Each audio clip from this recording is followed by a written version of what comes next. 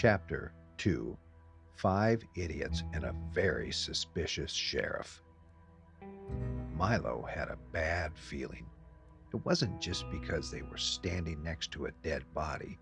It wasn't even because Scooter had just shoved Jimmy Baxter's wallet into his hoodie like a complete moron. No, the bad feeling came from the fact that Sheriff Howard Stanton, a man with the social skills of an angry walrus, was now standing in front of them, shining a flashlight directly into Milo's face.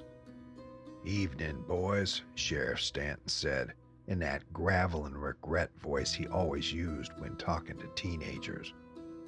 "Mind telling me exactly what you're doing out here?" "Say nothing. Play it cool. Let someone else talk first." Milo opened his mouth. "Oh, hey, Sheriff. What a crazy night, huh?" "Damn it." The flashlight swung to Drew, who was already sweating like he'd just been caught smuggling diamonds across the border. Sheriff Stanton's eyes narrowed. "Son, you sound like you just robbed a bank." EJ muttered under his breath, "We're so screwed." Leo, calm as ever, nodded toward the literal corpse behind them. We found a body." There was a long silence. Sheriff Stanton finally sighed, pinching the bridge of his nose. "You found a body?" Milo jumped in. "Yep, just now. We were just minding our own business, being model citizens." Scooter elbowed him hard. The sheriff's gaze flicked between the 5 of them.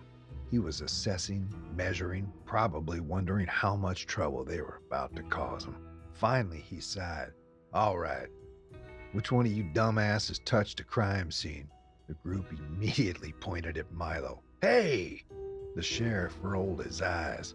"Of course." Before Miles could defend himself, Sheriff Stanton took a step forward, shining the flashlight over Jimmy Baxter's body. He frowned, crouching next to him. "Heart attack, maybe." He uttered, "No blood, no gunshot wounds, just keeled over right here in the woods." "See?" Drew practically shouted. "It wasn't us. It wasn't us. Time and nature and causes." Sheriff Stanton gave him a look. "Son, why do you talk like you're guilty even when you aren't?" Drew immediately shut up. The sheriff exhaled through his nose, then turned back to the group. "Did you see anyone else out here? Anyone suspicious?" Milo shook his head. "Nope, just us." Scooter, who had never successfully kept a secret in his life, immediately panicked. "Unless you mean suspicious like, not us, because we're not suspicious. We're just an abnormal citizens." "Stop talking," Drew hissed. Sheriff Stanton eyed them again, clearly not convinced, but he didn't press further. "All right, you boys get on home. I'll take care of this." "Wait, that was it?" Milo frowned. "You're not gonna investigate or anything?" The sheriff looked exhausted. "Son, this man was in his 70s. No signs of struggle. He probably just died." "But what if it was murder?" Milo asked, ignoring the obvious warning signs from his friends, who were all silently screaming at him to shut up. Sheriff Stanton laughed. "Milo, sometimes people just die." Milo narrowed his eyes. "That's what someone would say if they were covering something up. Go home, Carter." Milo opened his mouth to argue again, but Leo grabbed the back of his hoodie and physically dragged him away. The group stumbled away from the crime scene, their shoes crunching over leaves and twigs. As soon as they were out of earshot, all hell broke loose. Scooter whirled around. "Dude, why did you question the sheriff?" Milo threw his hands up. "Because he was too chill about it. A guy just dropped dead and the cops aren't even looking into it. That's sketchy, right?" Drew groaned.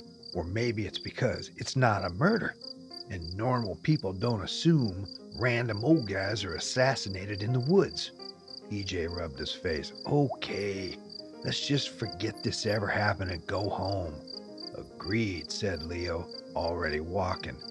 But Milo wasn't listening. His brain was turning. Something felt off. Jimmy Baxter was a drifter. A weirdo, sure, but not someone with money. So why was his wallet full of cash? Milo turned to Scooter. Dude, the wallet. Let me see it. Scooter froze. The color drained from his face. Bro, I lost it. Silence. Drew's jaw dropped. You what? I panicked, okay? Scooter waved his arms. I had it in my pocket, and then I think I dropped it when we were yelling at each other. And now it's gone. Milo stared at him. So let me get this straight. We stole a dead guy's wallet, borrowed, and then we lost it at the crime scene? The group collectively panicked. Scooter grabbed his head. We gotta go back. We gotta find it before the sheriff does. EJ's eyes widened. Or before someone else does. They all froze. Drew swallowed. You think someone saw us? Milo's brain was already spinning. Or worse, what if whoever killed Jimmy was watching the whole time? A chill ran through the group. Leo sighed. Guess we're solving a murder now. Milo grinned. Now that's the spirit. Drew groaned. We're all going to jail. Milo clapped him on the shoulder. Not if we solve it first. The group exchanged nervous glances, then turned back toward the crime scene where the sheriff was still poking around in the dirt. If they were going to investigate, they'd have to be smart, subtle, and most importantly, Scooter immediately tripped over a tree root and face planted. Or completely reckless, Milo sighed. That works too. They had no idea what they were getting into. But they were in it now, and they were dead serious.